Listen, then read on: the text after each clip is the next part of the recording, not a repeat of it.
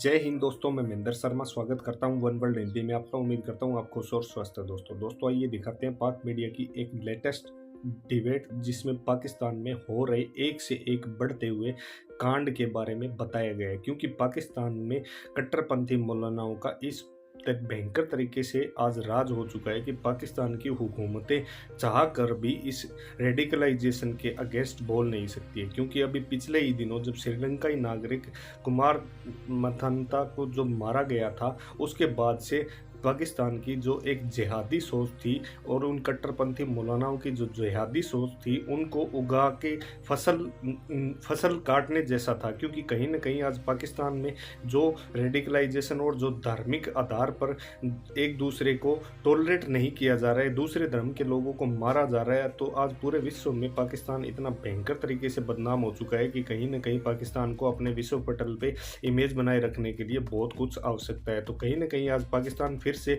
अपनी कट्टरपंथी सोच के लिए फिर से उजागर हो चुका है। और आप देखोगे कैसे एक आदमी को के एक इंसान को सिर्फ और सिर्फ धार्मिक आधार पे मार दिया जाता है। तो दोस्तों देखिए डिबेट कैसे ये पाकिस्तानी मीडिया भी चिकम चिल्ली मौलानाओं का बैठ के करने लग गए हैं। तो दोस्तों देखिए डिबेट और कमेंट में अपनी प्रतिक्रिया जरूर दें। लास्ट में आपसे रिक्वेस्ट करूँगा, चैनल पे नए हैं तो चैनल को सबसे पहले सब्सक्राइब कीजिए, लाइक शेयर कमेंट जरूर कीजिए। दोस्तों जय हिंद, वंदे मातरम, भारत माता की जय। दोस्तों कहता है कोई भी नहीं जो मजम्मत ना करता हो, फिर आखिर ये कौन लोग हैं जो अचानक से सामने आते हैं और मजहब के नाम पर कत्ल गारत शुरू कर देते हैं। एक के बाद एक वाक़या पेश आता है और कौम को रुला कर रख देता है। सियालकोट में मुश्तइल हुजूम के हाथों कत्ल के मुल्ज़िमान को भी सज़ा भी नहीं हुई कि खानेवाल में तौहीन मजहब का इल्ज़ाम लगाकर एक मुबैना जहनी मरीज़ को पत्थर मार मार कर कत्ल कर दिया गया और लाश को दरख्त से लटका दिया गया। इल्ज़ाम की कोई तहकीक हुई, किसी को गिरफ्तार किया गया और ना ही इंसाफ के तकाजे पूरे हुए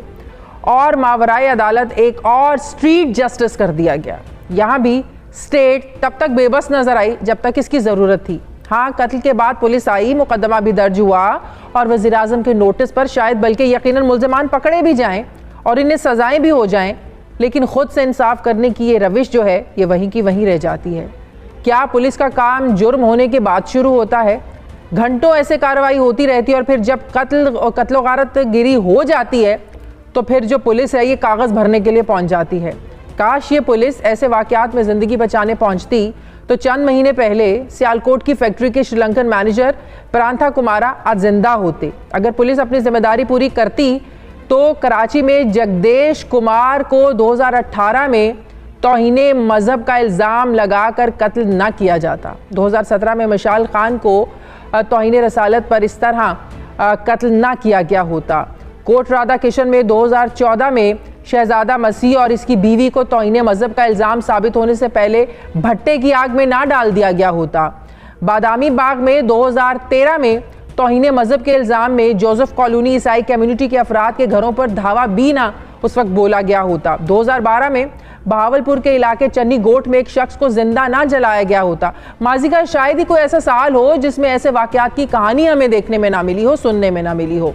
हालांकि तौहीने मजहब और तौहीने रिसालत पर पाकिस्तान में बहुत सख्त कवानीन मौजूद हैं, लेकिन इसके बावजूद ऐसे केसेस में जो हुजूम है ये खुद इंसाफ करता है और बाद में इस बात का तयन किया जाता है कि इल्ज़ाम गलत था या दुरुस्त। इसी पर बात करने के लिए मुझे ज्वाइन कर रहे हैं वज़ीर आज़म के मुआविन खुसूसी बराए मजहबी हम आंगी मौलाना ताहिर अशरफी साहब। अस्सलाम वालेकुम, बहुत बहुत शुक्रिया मौलाना साहब आपका। भी तो चंद महीने हुए जो सियालकोट में श्रीलंकन मैनेजर के साथ जो वाक़या पेश आया, पूरी कौम भी जागती है, तब रियासत भी जागती है, कानून भी जागता है और फिर बाद में कुछ अरसे के बाद सो जाता है और फिर इंतज़ार करता है कि अगला कोई ऐसा वाक़या हो, मीडिया की जीनत बने और मीडिया के थ्रू, सोशल मीडिया के थ्रू इक़्तिदार के ऐवानों में जो बैठे हुक्मरान हैं उन तक पहुँचे। कैसे रुक सकते हैं मौलाना साहब ऐसे वाक़यात? बिस्मिल्लाहिर्रहमानिर्रहीम, नहमदुहु व नुसल्ली व नुसल्लिमु अला रसूलिहिल करीम। देखिए, गुजारिश ये है कि हम 40 साल से जिस जंग में हैं, जिस मुसीबत में हैं, जिस मर्ज में हैं, वो एक कैंसर की सूरत में आखिरी स्टेज पर है। ये काम ना अकेली हुकूमत कर सकती है, ना अकेली अदलिया कर सकती है, ना अकेले उलमा कर सकते हैं, ना अकेला मीडिया कर सकता है। हम सब का ये काम है, तमाम जिंदगी के तबकात का ये काम है कि जो इंतहा पसंदाना रवैये हैं उनको जो प्रमोट करने वाले हैं, उनकी जो मुआवनत करने वाले हैं, उनके खात्मे की तरफ हम चलें। बदकिस्मती ये है कि अगर कहीं रियासत खड़ी होती है तो पॉलिटिकल जमातें रियासत के साथ नहीं खड़ी होती, कहीं हुकूमत खड़ी होती है तो मजहबी जमातें उसके साथ नहीं खड़ी होती। और ये अलमिया कोई आज का नहीं है, आपने इतने वाकयात गिनवाए हैं।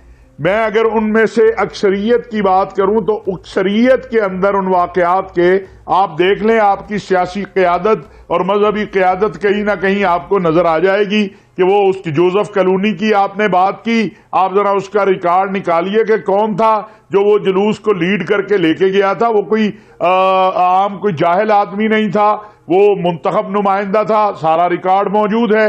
और मैंने उस वक्त के चीफ मिनिस्टर साहब से कहा था कि जी कुछ भी नहीं होगा, और वही हुआ। आप चेक कर लें, क्योंकि वहां ताकतवर लोग थे। जिस कैंसर की मौलाना साहब आप बात कर रहे हैं, अब इस मॉब में जो लोग होते हैं, आगे से जाहिर है वो यही सबक अपने बच्चों को भी तो पढ़ाएंगे ना। तो ये कैंसर इस नस्ल तक अब ये खत्म होना चाहिए। अब जो हमारी आने वाली नस्ल है, छोटे बच्चे हैं, हम इनको क्या सिखा रहे हैं, क्या पढ़ा रहे हैं, ताकि कल को ऐसे वाकयात ना हो। मैं गुजारिश करूं, अभी देखें श्रीलंका का जो वाकया हुआ था मैनेजर का, उस पर पहली मर्तबा 40 साल में मैंने देखा कि एक कौमी इत्तेफाक राय हुआ और वजीर आजम जो थे उन्होंने बहुत एक ताकतवर और सख्त स्टेटमेंट दी और उस पर अमल भी हुआ। ये नहीं कि अमल नहीं हुआ। वो लोग जिन्होंने कोशिश की उन लोगों को हीरो बनाने की, उनको सजाएं भी हो चुकी हैं। अब ये जो वाकया हुआ है एक ऐसे इलाके में, ऐसी जगह के ऊपर, उसके मुजरिम गिरफ्तार हो गए हैं। अब तक 85 के करीब जो है मुश्तबे अफराद गिरफ्तार है। मेन कल्पट जो थे, मेन लोग, वो गिरफ्तार हो चुके हैं। लेकिन अब हुकूमत के पास क्या रास्ता है? हुकूमत तो ये कर सकती है कि हमने देखे उलमा ने और रियासत के इदारों ने मिलकर पैगाम पाकिस्तान की सूरत में एक दस्तावेज दी है, वो कानूनी शक्ल की तरफ जा रही है। अब हम यूनियन कौंसिल से लेकर मरकज तक पैगाम पाकिस्तान, सजाएं होती भी, मेरी एक मिनट, मुझे बात मुकम्मल कर लेते, मैं आपकी बात प्लीज जी प्लीज, अगर मुझे आप एक मिनट दे दें, मैं आपको एक्सप्लेन कर लूं कि हम क्या चाहते हैं और क्या करने जा रहे हैं, कि किस तरह कौम को समझा सकते हैं हम। अब हम यूनियन कौंसिल से लेकर ऊपर तक पैगाम पाकिस्तान अमन कमेटियां बनाने जा रहे हैं। पैगाम पाकिस्तान में तमाम मकातिब फिक्र और तमाम मजाहिब ने इस तरह की वहशत और दहशत से बरात की है, उस पर फतवे दिया है, उसके खिलाफ जो है एक मुकम्मल एक नैरेटिव है।